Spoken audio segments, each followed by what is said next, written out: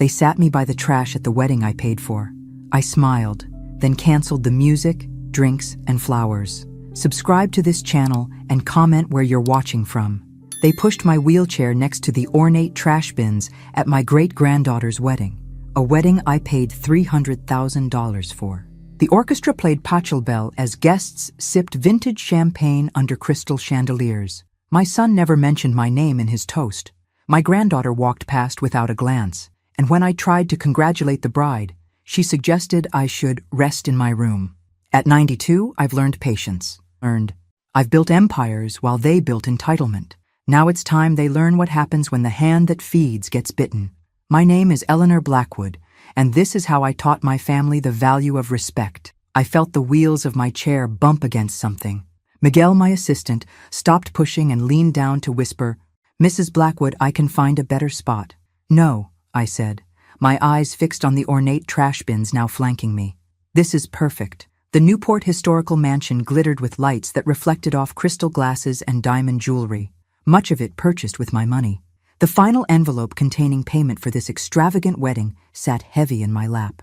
$300,000 for my great-granddaughter Amber's special day. My son Thomas raised his glass at the head table, his voice carrying across the ballroom. "To the union of our families," he proclaimed, never once mentioning who had funded this lavish affair. Victoria, his wife, fingered the diamond necklace I'd given her for her birthday last year while whispering to the woman beside her. "Poor Eleanor," I heard her say, not realizing I could still hear perfectly well. "She won't be with us much longer." I've heard that prediction for 20 years now. A server passed by, averting his eyes from my corner. Not a single family member had come to speak with me since the ceremony. My granddaughter Melissa, mother of the bride, was too busy ensuring everything looked perfect for the photographs. The wedding planner approached, his practiced smile not reaching his eyes. "Mrs. Blackwood, Amber asked me to inform you that it might be better if you rested now. We've prepared a plate for you to eat in your room." Behind him, I caught Amber's gaze. My great-granddaughter, resplendent in her $85,000 Vera Wang gown, glanced at me with barely disguised irritation before turning back to the photographer with a radiant smile. Something crystallized inside me in that moment. Not anger, I'm too old for such wasteful emotions, but clarity. After decades of manipulation, I finally saw with perfect clarity what I had created. A family of entitled parasites who saw me as nothing but a convenient ATM with an expiration date. I nodded to Miguel, who had worked with me for 10 years and knew every financial secret that kept the Blackwood family living in luxury. "Miguel," I whispered, my voice steady despite the ache in my chest. "It's time for Protocol Cinderella." His eyes widened slightly. "Are you certain, Mrs. Blackwood? We established this plan 3 years ago, but I never thought—" I smiled, feeling a strange lightness spread through me. "At 92, Miguel, certainty is one of the few luxuries I have in abundance." I glanced down at the check in my lap. It's time they learned the value of what they've always taken for granted. My fingers, arthritic but still functional, reached for my phone. I pulled up a message I'd drafted long ago but never expected to send. 3 simple words to my team of attorneys: "Execute Protocol Cinderella." Miguel wheeled me toward the exit as I pressed send. No one noticed us leaving. They were too busy celebrating with my money. Their education was about to begin. 1 week before the wedding disaster, I sat in my office overlooking Manhattan, the city I helped rebuild after the fiscal crisis of the 1970s. The Blackwood Enterprises logo gleamed on the wall, a reminder of the real estate empire I constructed after Robert died in 1965, leaving me a 35-year-old widow with a small son and large ambitions. "Mrs. Blackwood?" Miguel entered with another stack of wedding invoices. "The florist needs approval for the additional Dutch orchids, another $50,000. I signed without hesitation, though the irony wasn't lost on me. My own wedding had been a simple ceremony during a recession. Since then, I'd made it my mission to provide lavish weddings for all the women in my family. "You know, Miguel," I said, gazing at the skyline I helped shape, "I established the Cinderella Protocol 3 years ago as a precaution, never thinking I'd activate it." "What made you create such a contingency plan?" Miguel asked, organizing the invoices with his usual efficiency. I slid a file across my desk. Inside, Years of documented slights, cruel comments, and financial manipulations by my family. Small moments of dismissal that accumulated like snowflakes until they became an avalanche. It's not paranoia when there's evidence, I said. And if I ever needed to teach a lesson about gratitude, I wanted to be prepared. That evening, I visited my private vault at Manhattan Trust. Inside was a collection of legal documents that would redefine my family's future. 3 different law firms, offshore accounts, alternative corporate structures, all designed for a day I hoped would never come. I remembered Thomas's 21st birthday, how I'd given him partial ownership in a promising development. He sold his shares 3 months later to buy a sports car. Victoria's shopping sprees, always with my credit card. Melissa's failed businesses that I repeatedly bailed out. And Amber, perhaps my greatest disappointment. Born into wealth she never earned. Raised to expect luxury as her birthright. The Instagram influencer who shared every extravagant moment of her life with strangers, but couldn't spare 5 minutes to visit her great-grandmother unless she needed something. Back in my penthouse, I took my evening medications while watching the sunset paint Manhattan gold.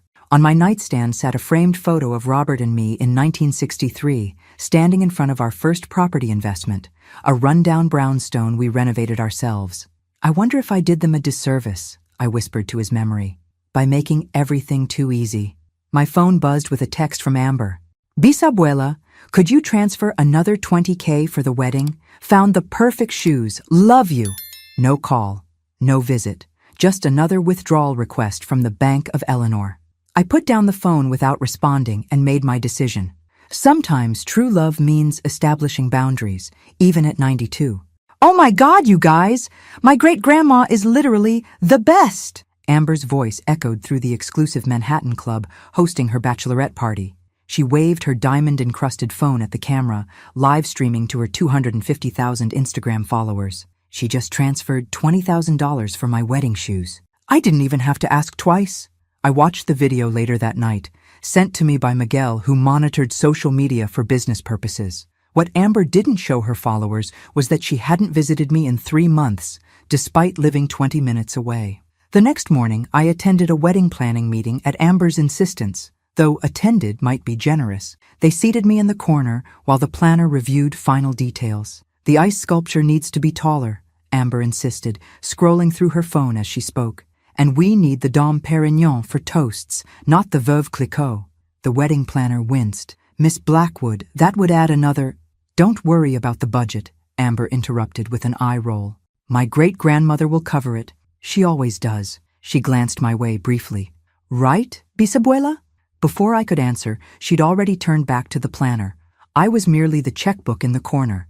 That evening, I invited Jason, Amber's fiancé, for tea. Unlike the rest of them, he came from a middle-class family that valued hard work. I'd always appreciated his quiet dignity.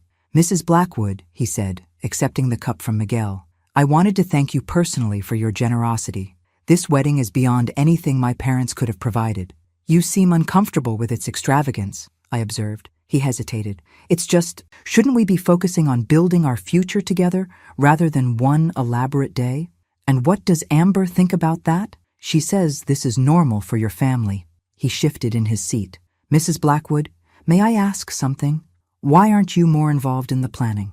You're financing everything, but they barely include you. I studied him carefully. Perhaps I've enabled certain expectations over the years. I suggested we should include you more in the preparations, he admitted. But Amber said you're... He stopped, embarrassed. Senile? I supplied. Too old to have relevant opinions? His silence was answer enough. After he left, I opened my laptop and reviewed the contracts I'd established with every wedding vendor. Each agreement contained 2 special clauses: 50% payment up front, non-refundable, with the remaining 50% due after the event, and the option to cancel services without penalty up to 24 hours after the reception began. Miguel entered with my evening medication. He seems like a good man, he said, nodding toward the door Jason had exited. Yes, I agreed. I wonder if he knows what he's marrying into. I closed the laptop, my decision solidifying. Miguel, call Christine in Maine. Tell her to prepare the house. And contact the attorneys. I want to review the final documents for Protocol Cinderella. You're really going through with this? He looked concerned. I gazed at the Manhattan skyline I'd helped build. The problem with creating a safety net for people, Miguel, is that they never learn to fly on their own. The car is ready, Mrs. Blackwood. Miguel stood in the doorway of my bedroom as I finished packing essentials. Not much. At 92, you learn what truly matters. And the documents? I asked, closing my suitcase. All prepared. The attorneys confirmed everything is in order. We drove to Miguel's Brooklyn apartment, a spacious loft I'd helped him purchase 5 years ago. It would serve as our command center for the next phase of Protocol Cinderella. Walk me through it again, I said, as he helped me settle into his guest room, adapted for my needs months earlier. Miguel laid out folders on the bed. All vendors have signed the special contracts. First payment made, second contingent on your approval after the ceremony begins. He opened another folder. Your medical evaluations from 3 separate neurologists, all confirming your cognitive clarity and legal capacity. Full power of attorney documents giving me authority to execute financial decisions in your absence. And the transfers? Completed last week. 80% of your liquid assets moved to the secure accounts only accessible by you and the trustee. The remaining 20%, still substantial by any standard, left in the family accounts to prevent immediate suspicion. I nodded, reviewing each document. 3 years of careful planning. Moving assets incrementally to avoid raising alarms. A 1,000-piece puzzle being assembled one careful piece at a time. And the main property? Fully prepared. Elevator installed, ramps, medical equipment, and Christine arrives tomorrow to set up. The nearest hospital is 12 minutes away, and your doctor has arranged care with their chief of geriatrics. I signed the final authorization forms, my hand steady despite the arthritis. Has there been any indication they suspect? None. Thomas called yesterday to discuss increasing his monthly allowance. Victoria's assistant scheduled another art acquisition meeting for next month. Melissa asked about using the Hamptons house for a charity event. And Amber? Miguel hesitated. She requested another $20,000 this morning for honeymoon upgrades. I closed my eyes briefly. Did you transfer it? Yes, as you instructed, maintaining normal patterns until execution. Thunder rumbled outside, a summer storm approaching. Appropriate weather for what was coming. What about Jason? I asked. He's innocent in all this. The separate account you established for him remains untouched. They won't be able to access it when everything else freezes. I wheeled myself to the window, watching lightning illuminate the Brooklyn skyline. Do you think I'm being cruel, Miguel? He considered this carefully. I think you're being instructive. There's a difference. Thomas is 65 years old and has never held a real job. Victoria spends more on handbags than most families earn in a year. Melissa has bankrupted 3 businesses I financed. And Amber, I sighed. Amber doesn't even know who she is without wealth to define her. Then perhaps it's time she found out, Miguel said quietly. I turned from the window. We're not taking everything, just enough to wake them up. And if they don't wake up? I smiled sadly. Then I've failed as a mother, grandmother, and great-grandmother. But at least I'll have tried one last time to help them become the people they could be. And if they contest it legally, they won't win. I tapped the folders. Everything is airtight. Besides, what jury would side against a 92-year-old woman disrespected by her family? The storm broke outside, rain lashing against the windows. In 3 days, a different kind of storm would break over the Blackwood family. The wedding day arrived. Newport's historical mansion transformed into a fairy tale setting. Crystal chandeliers sparkled above tables draped in imported silk. Flower arrangements taller than me adorned every corner. The air smelled of roses, money, and entitlement. Miguel wheeled me through the entrance early. I'd insisted on seeing the final preparations, my last gift to myself before everything changed. Melissa spotted us immediately, her face tightening. "Grandmother, you're so early. The guests won't arrive for hours." I wanted to see what $300,000 looks like in flowers, I replied pleasantly. Her smile froze. "Well, the coordinator has everything under control. Perhaps Miguel could take you to the bridal suite? Amber might want to say hello." We both knew she wouldn't. The ceremony proceeded beautifully, sunlight streaming through stained glass as Amber glided down the aisle. I watched from the back row, where they'd placed me near the emergency exits and decorative waste baskets. Thomas walked Amber down the aisle, chest puffed with pride for a wedding he hadn't paid a dime toward. During the reception, I observed my family performing for their audience, Thomas playing the successful businessman, Victoria showcasing the diamond necklace I'd given her, Melissa orchestrating everything with practiced precision. A waiter approached with champagne, then hesitated upon seeing me. "Don't worry," I told him. "I'm still allowed alcohol. The doctors say at my age it can't make much difference." He laughed nervously and handed me a glass. I sipped slowly, checking my watch. 7:43. Everything was proceeding exactly as scheduled. Amber floated through the reception, posing for photographs and accepting congratulations. When she approached my corner, I straightened in my wheelchair. "Bisabuela," she said, bending slightly for the photographer to capture our moment. "Thank you for coming." "Thank you for inviting me," I replied. "And congratulations." She glanced at her watch. "You must be tired. We've had a plate prepared for you in your room if you'd like to rest." Before I could respond, she was swept away by Victoria for more photos. The moment captured perfectly on the photographer's camera. Amber smiling brilliantly, me a withered afterthought in the background. I caught Miguel's eye from across the room and nodded slightly. He excused himself from conversation and stepped outside, phone in hand. At precisely 10:43, as the dancing reached its peak, I pressed the button on my phone. A simple text, "Now." 2 minutes later, the orchestra stopped mid-song. The conductor checked his phone, spoke quietly to the musicians, and they began packing their instruments. Simultaneously, waiters started collecting champagne glasses. Bar staff closed the premium liquor stations. The massive floral centerpieces were discreetly removed by the florist's staff. Confusion rippled through the reception. Amber rushed to the wedding planner, her face flushed with anger. Thomas pulled out his wallet, only to have his credit card declined. Victoria's frantic calls to their accountant went straight to voicemail. I signaled Miguel to wheel me out during the confusion. No one noticed our departure. They were too busy trying to salvage what remained of their perfect day. In the car waiting outside, I watched through the window as the exterior lights of the mansion dimmed, leaving only security illumination. "Protocol Cinderella is active," Miguel confirmed, checking his tablet. "Then it's time for me to rest," I said, as my great-granddaughter suggested. The car pulled away from the chaos I'd orchestrated, heading toward a future neither I nor my family had truly prepared for. The morning after the wedding disaster, I watched the sunrise from the porch of my main home. The Atlantic stretched before me, constant in ways family had never been. My wheelchair fit perfectly in the space designed for it, one of many modifications made to this property over the past year. Christine, my new nurse, brought coffee.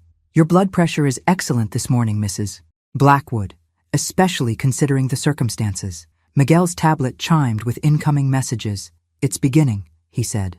"Thomas has been trying to access the main account since 5 a.m. Victoria called the bank president directly. Apparently they play golf together. Melissa is threatening legal action against the wedding vendors." "And Amber?" I asked. 37 missed calls on your phone, 15 texts. The last one says, "How could you do this to me?" I sipped my coffee, feeling the weight of 92 years in my bones. Not regret, I was past that, but the heaviness of necessary disappointment. "Are they still at the hotel?" I asked. "Yes. They've been informed they need to settle the remaining balance by noon checkout." I nodded. "Make sure Jason's separate account is activated. He shouldn't suffer for marrying into this mess." Miguel hesitated. "He hasn't accessed it. The notification was sent to his phone, but the funds remain untouched." Interesting. By noon, Miguel confirmed the family had gathered in the Manhattan penthouse, my penthouse, trying to make sense of their new reality. The security system recorded their arrival, their frantic searching for documents, their increasingly desperate phone calls. "They found the first letter," Miguel reported, watching the security feed on his tablet. On screen, Thomas held the envelope I'd left in my desk. His hands shook as he read aloud to the others. "Dear family, if you're reading this, you've discovered that access to the primary Blackwood accounts has been temporarily suspended. This is not a mistake or a technical error. It is a deliberate reset. For too long I've enabled behaviors that have prevented you from becoming the people you're capable of being. Consider this an opportunity to discover your potential without the constant safety net I've provided." Victoria grabbed the letter. "This is insane. She can't do this legally." "Actually, she can," Miguel told me as we watched. "They're about to discover just how thoroughly you've prepared." By evening, they'd called all 3 of my attorneys, only to be informed that everything had been executed legally. They'd contacted the banks, only to learn that the account structures had been gradually, legitimately altered over 3 years. They'd even called Adult Protective Services, suggesting I was being manipulated, only to be presented with my recent neurological evaluations. Time for phase 2, I told Miguel after dinner. Send the individual assessments. Each family member would receive a personalized document detailing their financial reality. Thomas's $50,000 monthly allowance, suspended. Victoria's shopping accounts, frozen. Melissa's mortgage, now due at market rate. Amber's wedding gifts, redirected to savings she couldn't access without completing specific requirements. They'll fight this, Miguel warned. Of course they will, I agreed. People don't surrender privilege easily. On my tablet, I pulled up the video I'd recorded months earlier, my face clearer, my voice stronger than my current state suggested. When they're ready, I told Miguel. When they've exhausted all other options, show them this, not before. In the video, I looked directly at the camera, at my family, at the people who had become strangers despite my blood running through their veins. This isn't punishment, my recorded self said. It's your inheritance, not of wealth, but of something far more valuable, the chance to discover who you are when everything is stripped away. I closed the tablet, turning my wheelchair toward the ocean. The hardest part of love is knowing when to stop protecting people from consequences. 2 weeks after the wedding, the family's carefully constructed world continued unraveling. Thomas discovered his executive position at Blackwood Enterprises had been largely ceremonial, his signature required, but his presence optional. When he attempted to liquidate company assets, he found his authority had been systematically reduced through legitimate board actions over the previous 3 years. Victoria's social circle evaporated when she could no longer host lavish parties or attend charity galas as a major donor. Her friends stopped returning calls when she couldn't maintain appearances. Melissa and her husband received notice that the mansion they'd lived in for 15 years, owned by a Blackwood subsidiary, would now charge market-rate rent, a 400% increase from their nominal family rate. And Amber, whose honeymoon to Bora Bora had been canceled, moved with Jason into a one-bedroom Brooklyn apartment that his teacher's salary could afford. Miguel monitored it all, providing daily reports as I settled into my main routine. Mornings on the porch, afternoons reviewing business matters with my remaining loyal executives via secure video calls, evenings writing in my journal, documenting this unconventional final chapter of my life. They've hired a private investigator, Miguel informed me one morning. To find you. I nodded, unsurprised. How long will it take? We've established enough misdirection to give us 3 weeks, maybe 4. Good. They need time to feel the reality of their situation before confronting me. That afternoon, a secure email arrived from Jason, not Amber. I read it twice before calling Miguel. He's reached out independently, I told him. He wants to meet, alone. 3 days later, Jason arrived at a neutral location, a restaurant in Portland owned by a corporation not visibly connected to Blackwood Enterprises. Miguel vetted him thoroughly before I agreed to the meeting. Mrs. Blackwood, Jason said, rising as I was wheeled to the private dining room. He looked thinner, his eyes shadowed from stress. Please sit, Jason. You look exhausted. He managed a weak smile. It's been educational. I imagine so. How is married life treating you? His hands fidgeted with the water glass. Amber is struggling. They all are. That was inevitable. Why did you do it? He asked directly. Why not just cut them off completely? Why the elaborate setup at the wedding? I studied him carefully. Do you remember what Amber said to me at the reception? She suggested you rest in your room, after I spent $300,000 on her perfect day. After I built the empire that funded their lives, after I created everything they take for granted. I leaned forward. It wasn't just that moment, Jason. It was thousands of moments like it over decades. So it was revenge? No. If I wanted revenge, I would have simply changed my will and died peacefully, letting them discover their disinheritance when it was too late to change anything. This wasn't about punishment. It was about possibility. Understanding dawned in his eyes. You're giving them a chance to change. I'm giving them the only gift I never gave them before, necessity. I sipped my water. Tell me about Amber.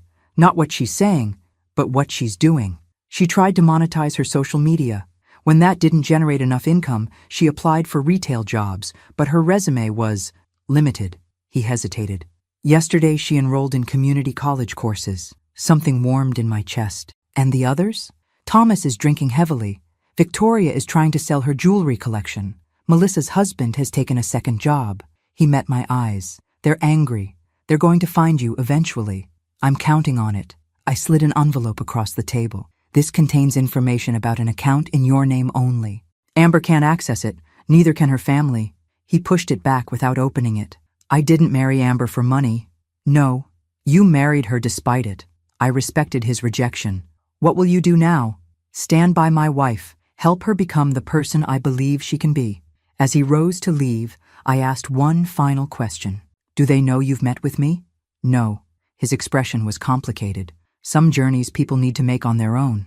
After he left, Miguel emerged from the adjoining room where he'd monitored the meeting. He didn't take the money, I observed. No, Miguel agreed. Perhaps there's hope for them after all. Perhaps. I stared out the window at the Maine coastline. But hope requires pressure to crystallize into change. And we're just getting started. After 6 weeks of financial freefall, the family finally tracked me to Maine. Miguel informed me they were driving up from New York, having pooled their remaining resources for the journey. They've been preparing their approach, he said, showing me their text exchanges intercepted through the security systems I still controlled. Thomas wants to claim you're incompetent. Victoria suggests emotional manipulation. Melissa is advocating for legal threats.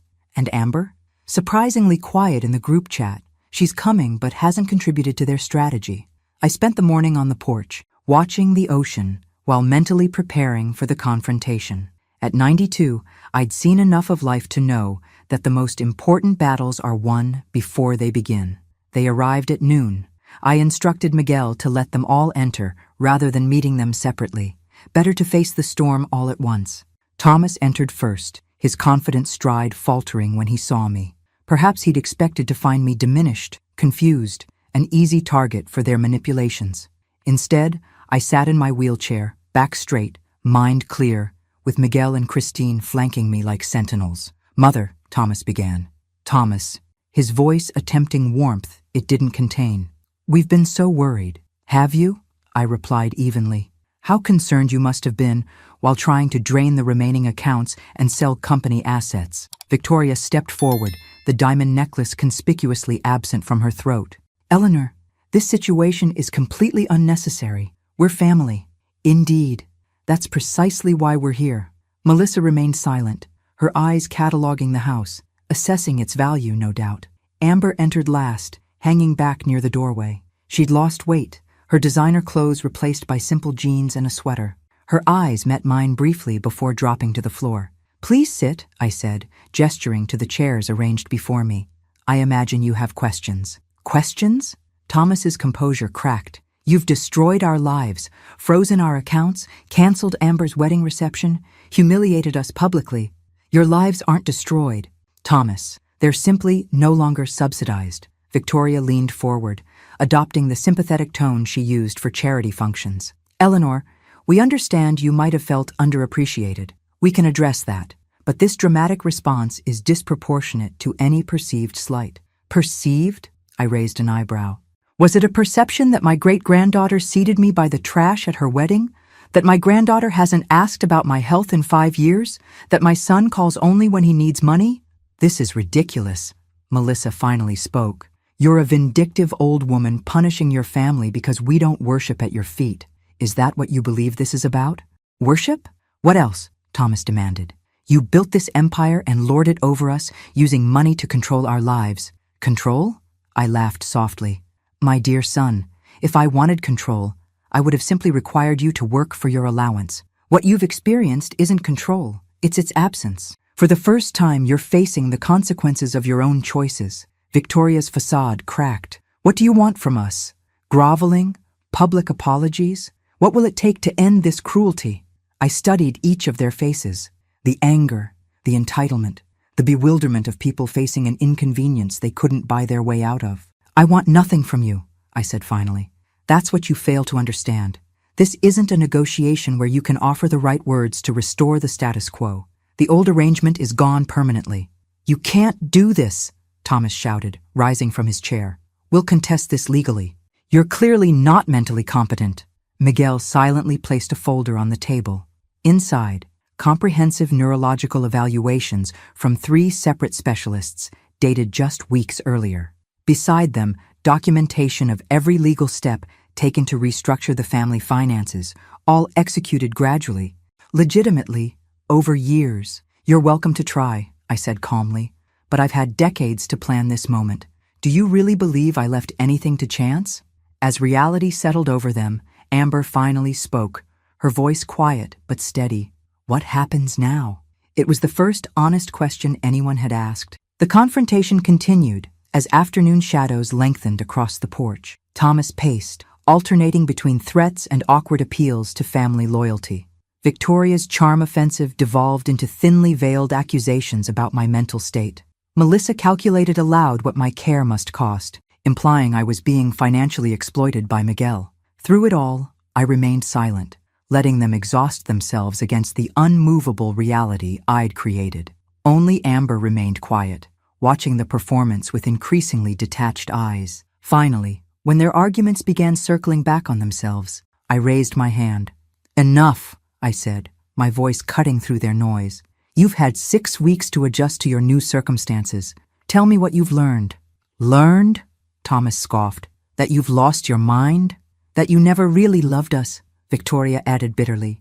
"That money was always more important to you than family," Melissa concluded. I turned to Amber. "And you, great-granddaughter? What have you learned?" She met my gaze directly for the first time. "That I don't know how to do anything." Her honesty cut through the pretense. "That I built my entire identity around what I owned, not who I am." The others stared at her in shocked silence. "Continue," I encouraged. "I can't even make pasta without burning it," she admitted. "I've never paid a bill, never worked a real job, never finished anything difficult." Her voice strengthened. "But I've started figuring it out. Community college classes, a part-time job at a coffee shop, learning to live on what Jason makes." "And how does that feel?" I asked. "Terrible," she almost smiled. "And also, real, for the first time." Thomas recovered from his surprise. "Don't tell me you're buying into this manipulative nonsense, Amber. She's trying to break us, to make us beg." "Is that what you think this is about, Thomas?" I asked. "Making you beg? What else could it possibly be?" I gestured to Miguel, who brought forward a tablet. "I'd like to show you something." On screen appeared the security footage from my Manhattan office, dated 3 years earlier. In it, Thomas entered with Victoria when they thought I was at a medical appointment. They rifled through my desk, photographing documents, discussing how they could access more funds once I finally kicked the bucket. "I've known who you are for a very long time," I said, as Thomas's face drained of color. "This isn't about punishment. It's about honesty." Miguel advanced to another video, Melissa instructing household staff not to bother me with trivial family matters because I was declining rapidly, while I was in the next room, perfectly lucid. Finally, footage from Amber's wedding planning, where she laughed with friends about how the old lady doesn't even know how much everything costs, and how they could probably get another $50,000 for the honeymoon if we play it right. No one spoke as the videos ended. Even their righteous indignation had limits when confronted with their own unguarded moments. "I didn't show you these to shame you," I said quietly, "but to establish that we're past the point of pretending. I know exactly who you've become. The question is, do you? What do you want from us?" Amber asked again, but this time with genuine curiosity rather than accusation. "I want you to earn your inheritance." "By groveling for your approval?" Thomas sneered. "No, by becoming people worthy of what you'll receive." I nodded to Miguel, who distributed personalized folders to each family member. "Inside, you'll find individual proposals," I explained. "Not demands, but pathways, opportunities to reconnect with your potential." They opened the folders cautiously, as if expecting further humiliation. "This is absurd," Victoria said, scanning her document. "You expect me to use my social connections for actual charity work? To raise funds for causes rather than for my closet? You've always been brilliant at networking," I observed. "Why waste that talent on superficial pursuits?" Thomas stared at his proposal. "A position with the foundation helping senior entrepreneurs? I'm not qualified." "Precisely the point." Melissa's face flushed. "Managing affordable housing projects? This is beneath me." "Is helping families find homes they can afford beneath anyone?" Finally, Amber looked up from her folder. You want me to finish my degree and complete an internship with the company's social responsibility division? Yes. Why not just give us back our allowances with conditions attached? Thomas demanded. Why this elaborate scheme? Because money without meaning destroyed you once already, I replied simply. I won't make that mistake again. As they absorbed this, I continued. You have 1 week to decide. Accept these paths forward or continue on your current trajectory without my further intervention. Either way, the old arrangement is gone forever.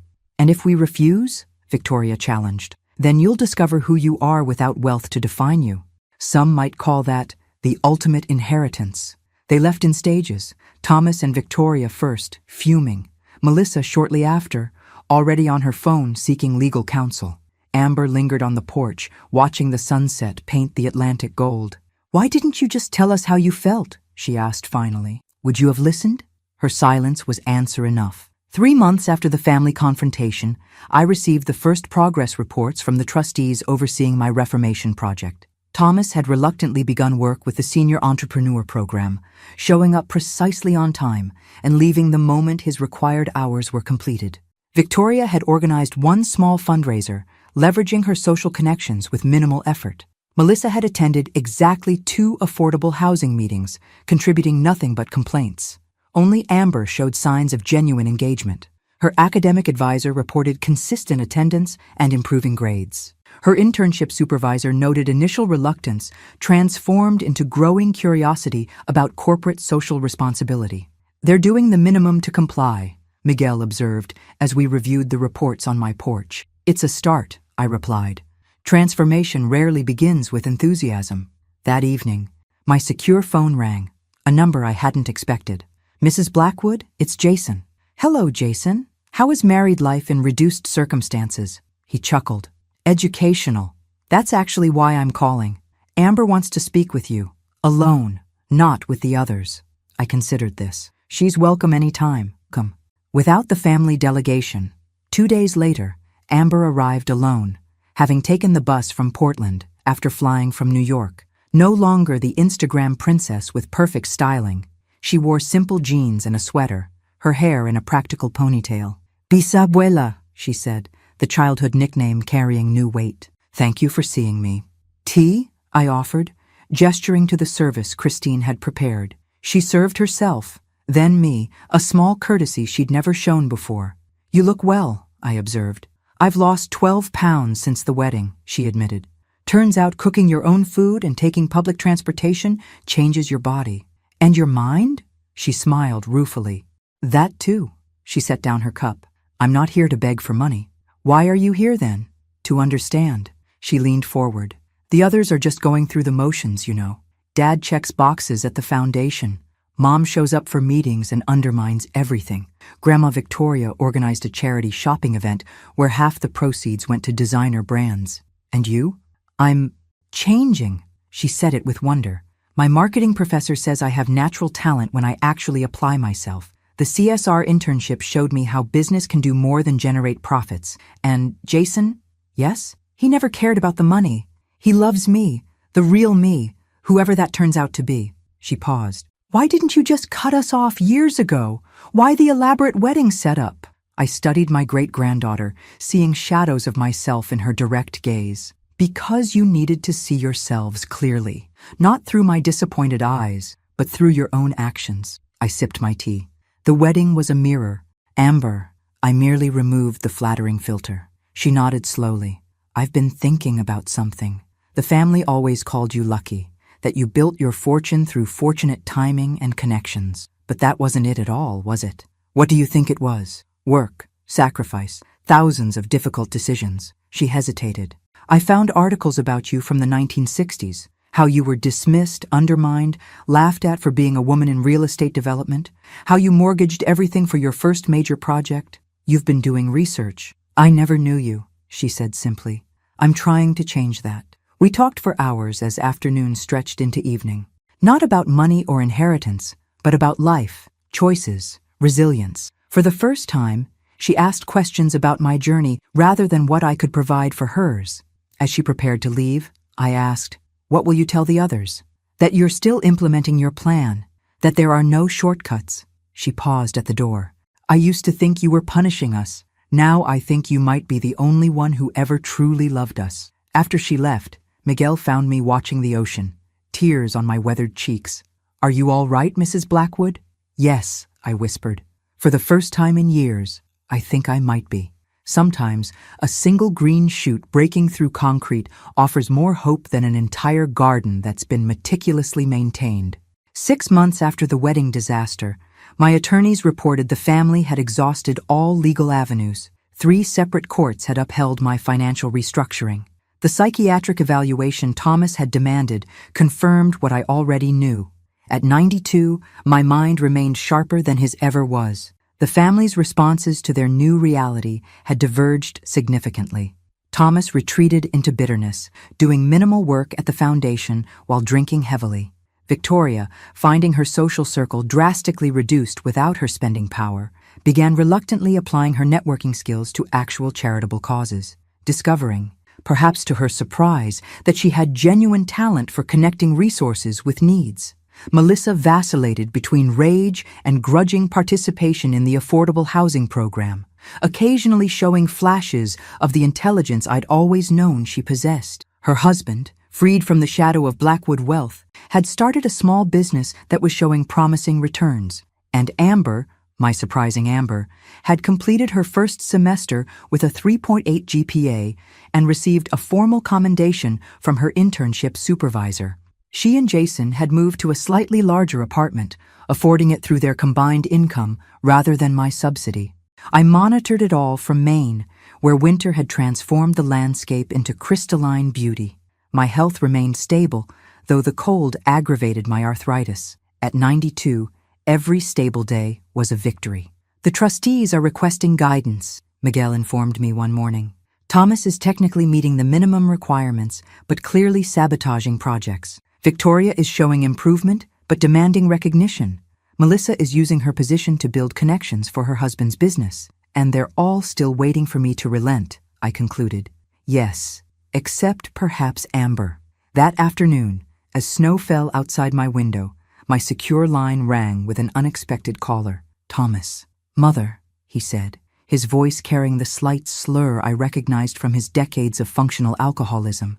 We need to talk. I'm listening. This has gone on long enough. You've made your point. Have I? What point would that be? He sighed heavily. That we took you for granted. That we should be more appreciative of your contributions. Is that what you think this is about? Appreciation? What else? You're punishing us because we didn't thank you enough for your money. Even now, he couldn't see it. Thomas, this has never been about gratitude. It's about growth. I'm 65 years old, Mother. Too old for growth. No one is too old for growth. I started building Blackwood Enterprises at 35. I'm reinventing your inheritance at 92. Silence stretched between us. Finally, he asked, what will it take to end this?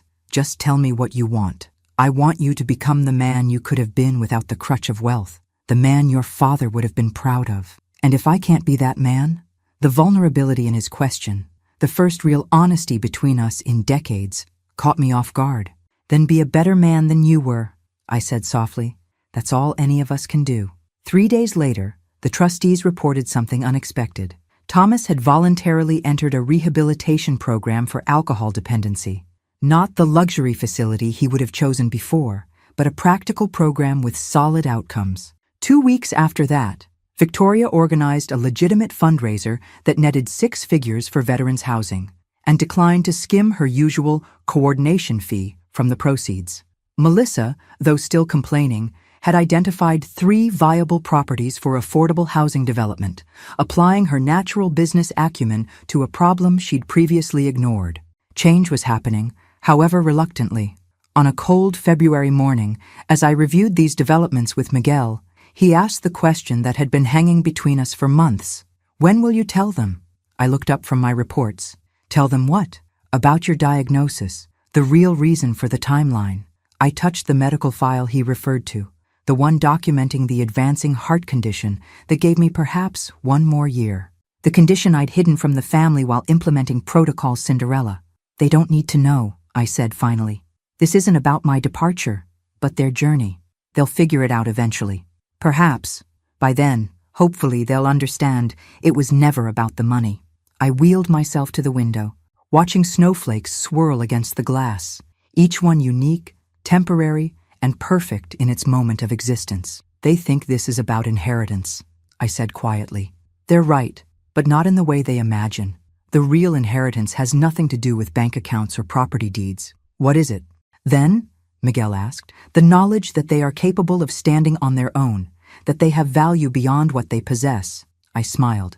Some lessons can only be learned through loss. Outside, the snow continued falling, covering everything in possibility. 1 year after the wedding that changed everything, I celebrated my 93rd birthday in the Manhattan penthouse I hadn't visited since implementing Protocol Cinderella.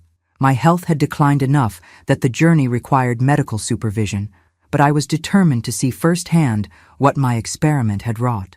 The family gathered not out of obligation, but invitation, my first to them since their world collapsed. They entered cautiously, as if expecting another financial ambush. Thomas arrived first, 6 months sober, his face thinner but his eyes clearer than they'd been in decades.